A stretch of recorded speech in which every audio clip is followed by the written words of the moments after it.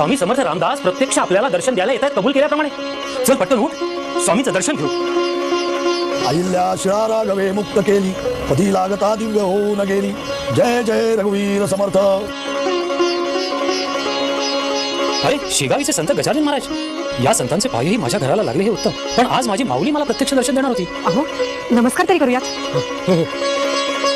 मी सुद्धा रामदास आहे. सज्जनगडावर माझा वास होता, आता शेगावात आहे.